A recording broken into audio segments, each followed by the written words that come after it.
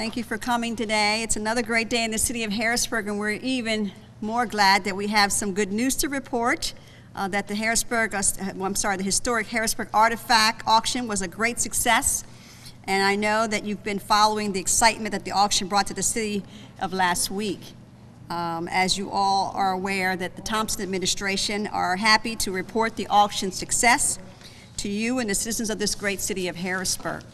I have been with Mr. Arlen Ettinger today, whom you all know because he and his trusty dog, he's not with us right now, have become fixtures around town in the last couple of months. We're so glad that they're in town and they've actually made it their second home for now. Arlen will review the sales numbers as they stand at this time in just a minute.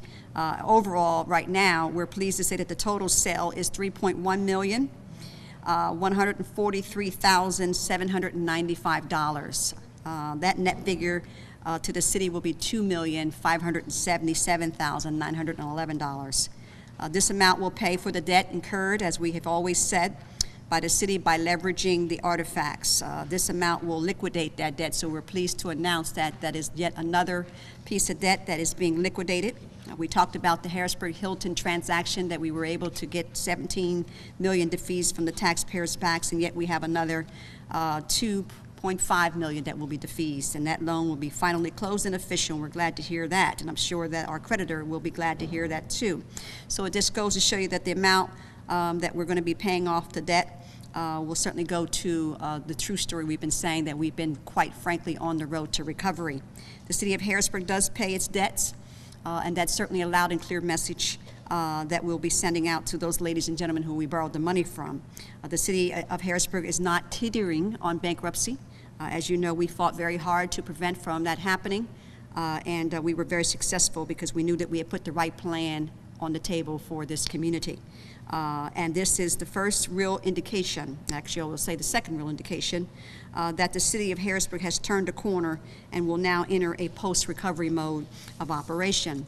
And so symbolically, this auction clears the air of a lot of old history. And that old history is not only that in artifacts, but it's also in reality in terms of old history of old debt. And so symbolically, this auction is a harbinger of more good news to come in the future, in the near future as well. And so before we take questions about the largest auction in the history with more than 10,000 bidders, let me introduce you to Mr. Arlen Ettinger, the CEO of Gurney's New York. We're so very proud that a man of such stature was able to help us and aid us along this way. Arlen? Thank you. Thank you, Your Honor. On behalf of Guernseys, it certainly has been a privilege to conduct this event. It was a very long, difficult sale, starting with a collection that had sat for years, sort of unloved, and thank goodness that nothing terrible happened to the collection, because I've seen over the years bad things happen to groups of items that languish year after year in places, sometimes accidentally being thrown out, other times being subject to calamities such as fire or flood, but that the collection stayed pretty much whole and then just required a massive sorting out to see what was there, to separate the wheat from the chaff, to the treasures from the merely decorative items, was a long, tough job. The end result was a 7-day auction, as I think you all know, consisting of 3,673 lots, which certainly makes it one of the largest auctions of anything ever. A definition of a lot is simply a selling unit.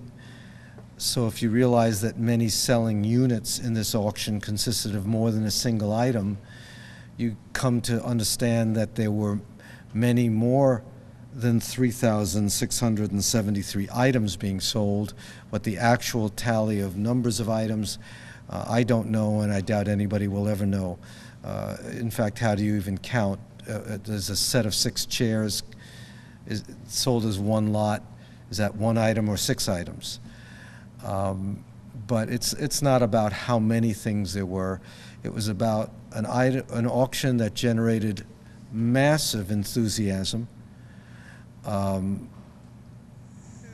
There were, in the end, more than 10,000 registered bidders. And although I don't know anyone that keeps statistics on things like that, from where we come from, that sounds like it could be a world record for numbers of participating bidders in any auction ever held. So for those of you who attended the auction, you knew that there weren't 10,000 people at the pavilion, but there were 10,000 registered bidders online, coupled with those who chose to bid by telephone, and of course those who were there in person.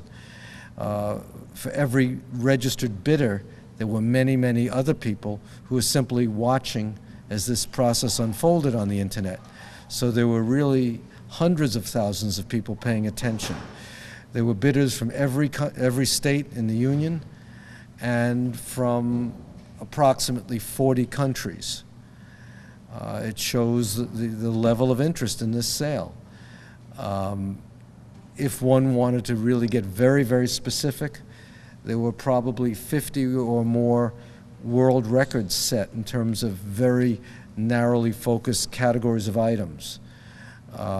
Many items that had pre-auction estimates in the hundreds of dollars went for amounts in the thousands or tens of thousands.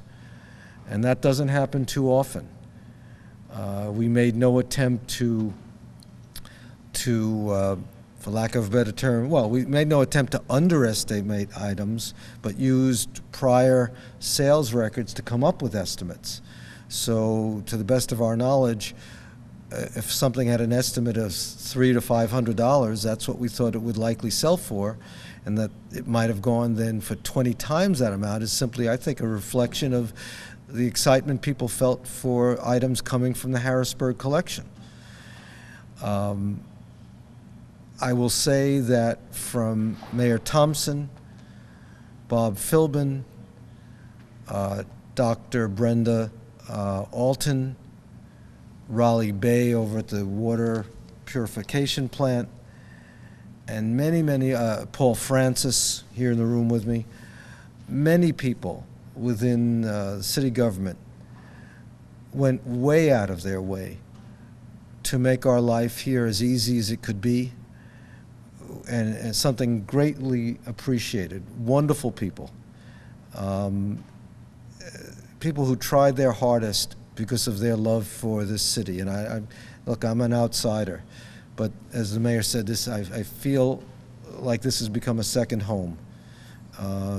You know, these events, they're business, but in reality, they're much more than business. I will, to the end of my days, never forget this experience.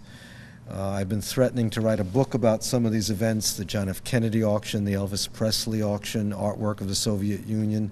Trust me, if that book gets written, this will be a chapter. But it was a pleasure, an honor. I probably lost 20 pounds, which I needed to do in the process because of the heat over there on City Island. Rascal, the auction dog, was a hit. You know, what more could you ask for? But it was, you had well, I'll comment on the last day of the auction. As I think you know, the first 6 days people could bid from in person, by telephone, by written bid, or by the internet. The last day was a local event, sort of a good old-fashioned country auction. And if you were there on the last day, which was just 2 days ago, it was a mob house of people. There was interest in acquiring everything that was there. I almost committed a sin. This was a personal thing. I have a 13-year-old son, and I spotted a pair of black cowboy boots just in a pile, and I grabbed them to take them to Bob Philbin and say, look, I'd like to pay for these and take them home as a sort of a souvenir for my son. those boots weren't 15 seconds out of that pavilion before 6 people went crazy. Where are the boots? Where are the boots? So the people were aware of what was there and treasured these items. Keep knowing that, in this case, a pair of boots is just a pair of boots, but in reality, it was a pair of boots from the Harrisburg collection, and that takes on an extra meaning. Would this auction, no matter what it brought, solve all the problems in the city or on the planet? Certainly not. But as the mayor put it, I think if one thinks of this as a positive step in the right direction, then bravo, and I'm glad we could help in some way. So if you have any questions, I'm here to address them. How many lots are unsold? Someone asked me that the other day. The answer, the question, how many lots were unsold? Virtually none. Probably 2 or 3 out of 4,700. Pretty remarkable. Only 2 or 3? Yeah. What happens? 2 or 3, not 2 or 300, not 2 or 3. What happens to those? A couple of people have been coming by the D&D building, buyers saying, is there anything left over?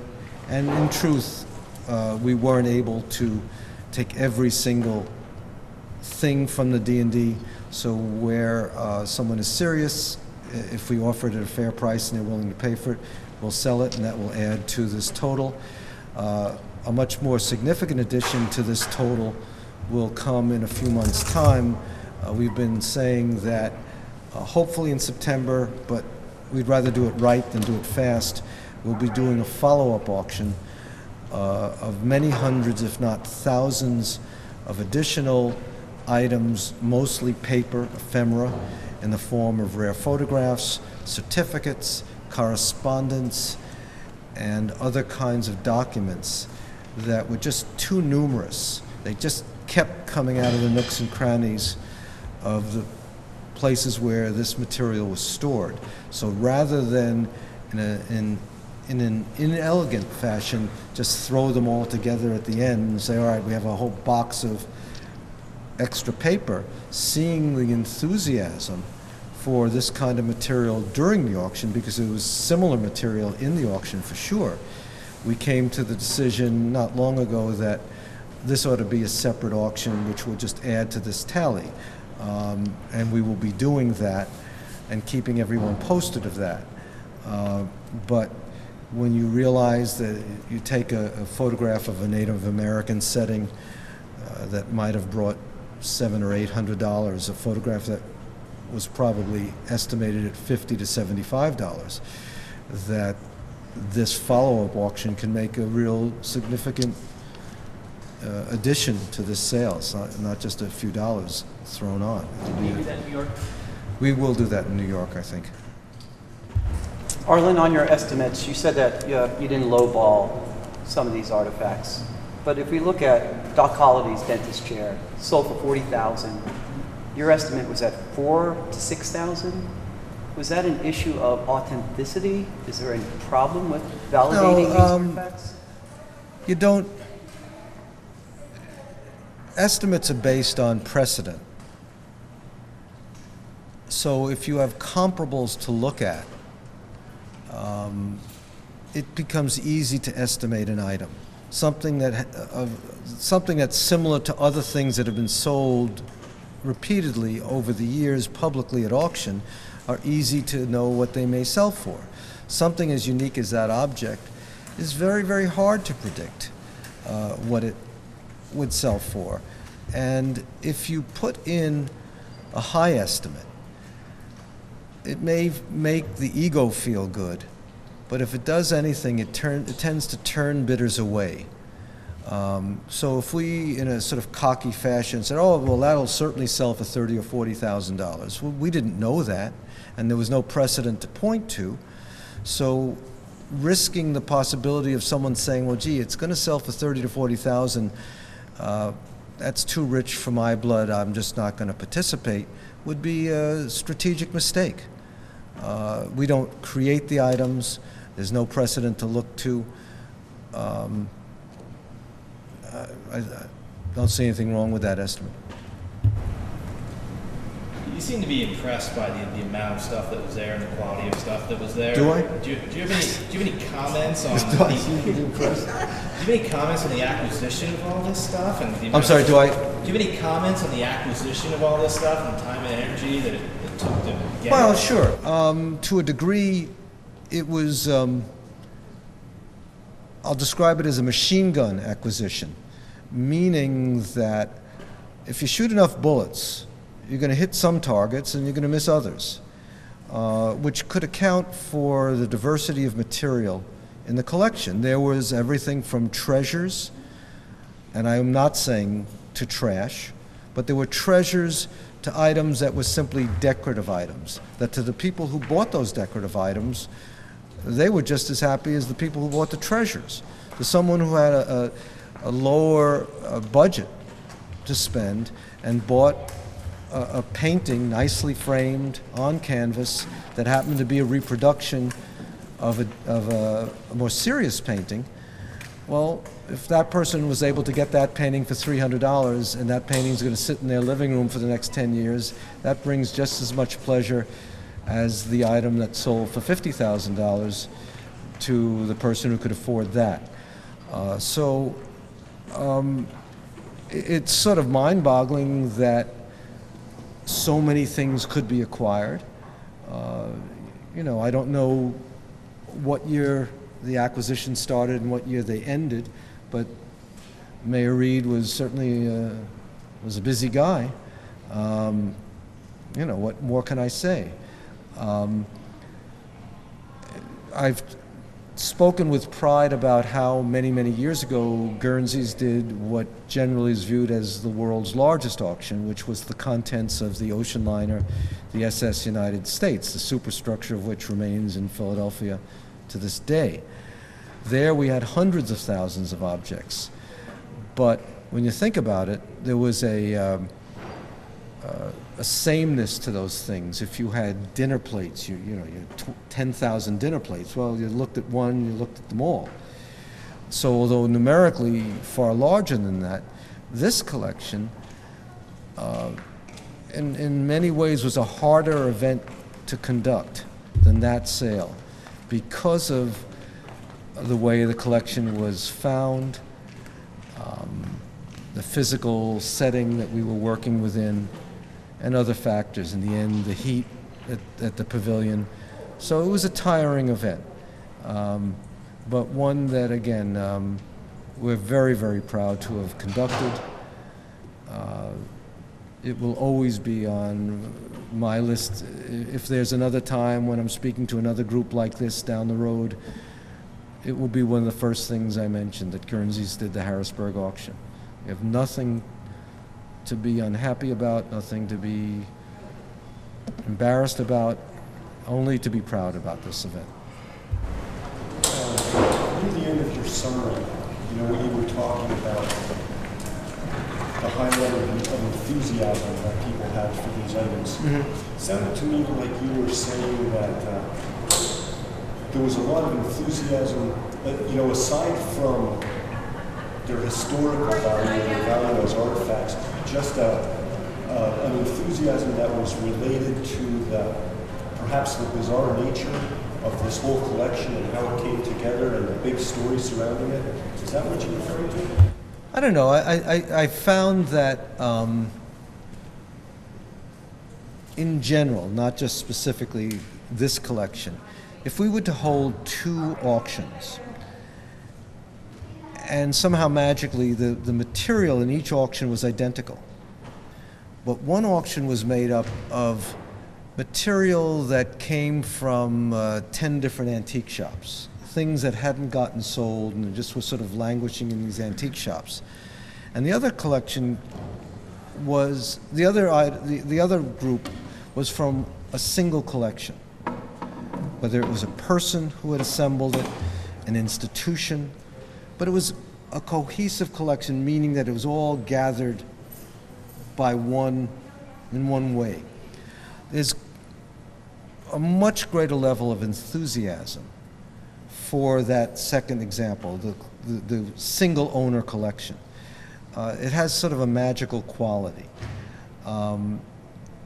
Certainly, you know better than I that this collection had been spoken of for years and years and rumored about.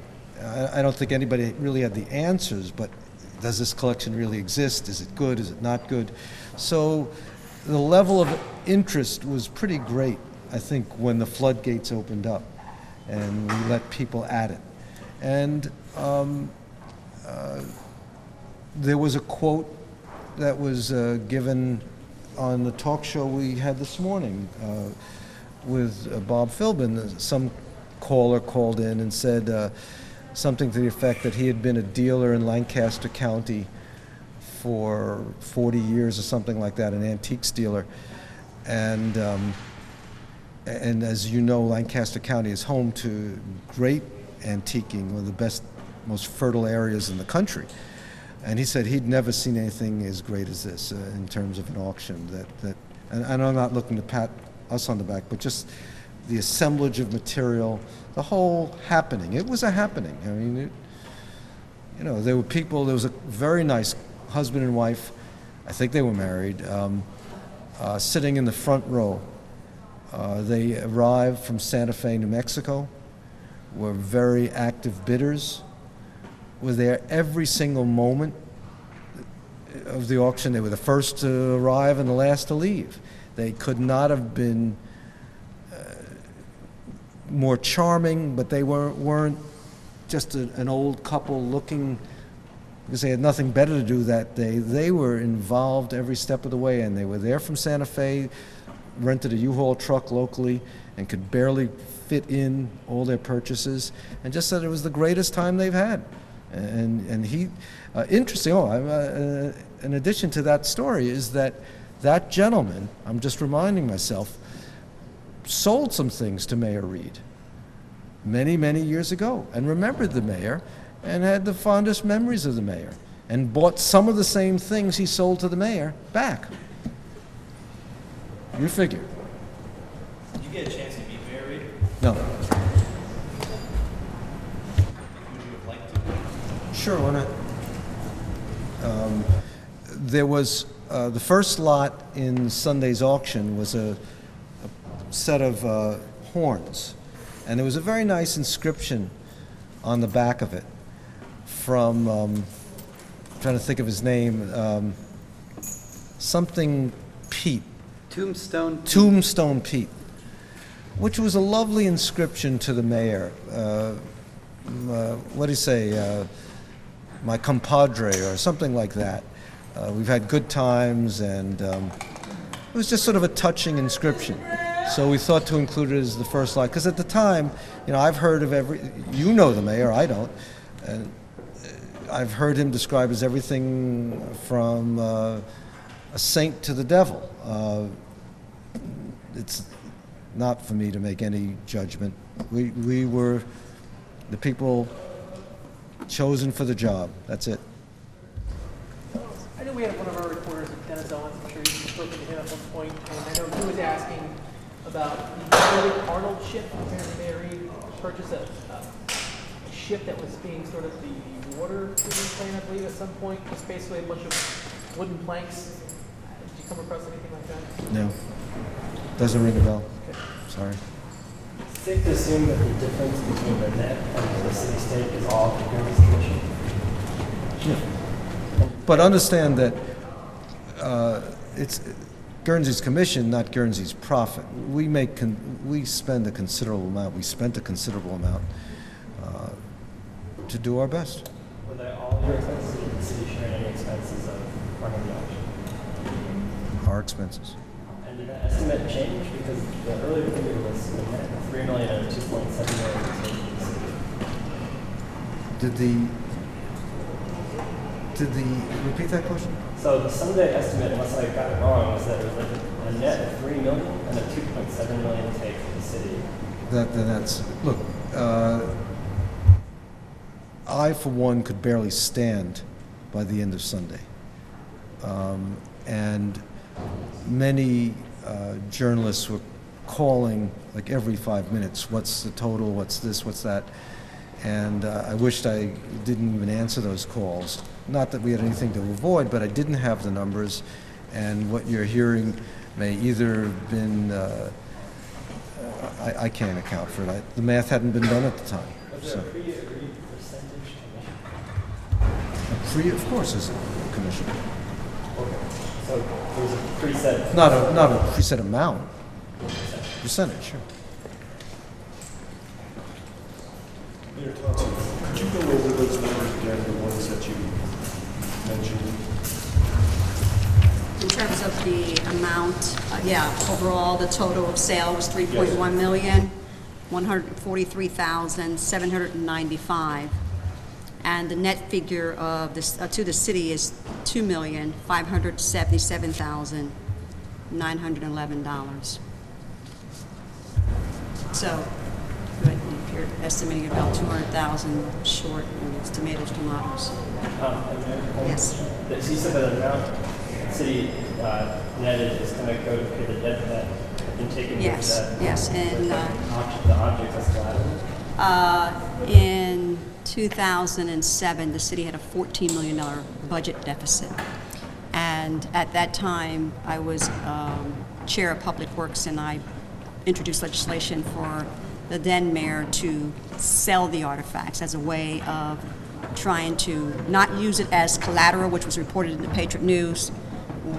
We never intended for it to be used as collateral. We intended for those artifacts to be sold to get the cash back to help address the deficit. During the time that the then mayor applied for funds from a local bank, the bank said, well, you have artifacts, let's use them as collateral. And that's how that got tangled up into the transaction. And that loan was for what amount? $7 million. And we have been paying on it over the last several years. And as I said earlier in my statement, that we're down to like 2.5 million owing, and the net that we get from the auction will go to defease that entire debt. Yes, yes. So that account will finally be closed. Yes. Mayor? Yes. There's other officials in the city that, given how these artifacts were acquired by the previous mayor, they don't think this is something that should be celebrated. How do you see this? Well, I don't know, when you say other elected officials, listen, this is not about celebrating the sale of artifacts. This is about celebrating the recovery of the city. You know, as you are well aware that, you know, there was a gloom and doom story 2 years ago, where there were elected officials who were chiming that the best way to go was to go bankrupt. And they spent every ounce of energy they possibly could to file for bankruptcy, and they did. And they were celebrating that. We're talking about giving the community and the region and the world that this administration, the Thompson administration, was on point from day one. And that was to not take bankruptcy as a first option, but use it as a last option if, in fact, we couldn't get the concessions out of all of the stakeholders that were involved with this need for recovery. So we are here to announce the successful opportunity to get our city back to financial stability, and that's what we are very proud of, and that we will continue to chime that story. And everyone should be celebrating that the city didn't go bankrupt and that the city didn't collapse, and we are not a Detroit, Michigan headlines. That's the celebration here. The artifacts were always on the chopping board as a process of elimination. As you just heard me say, that in 2007, we were facing a $14 million deficit. And at that time, the artifacts came up as a way of addressing our deficit. So again, you know, we're talking about, you know, making this a part of the global victory of our recovery. And that's something to celebrate. Do you have any idea when the recovery will be announced? Soon. I'll say that. Soon. Real soon. Yes. Long road, very complex. And I'm glad to say that we'll be soon announcing that. So if there's no further questions, ladies and gentlemen, thank you all for coming, and continue to spread the good news. The city is well on its way to recovery.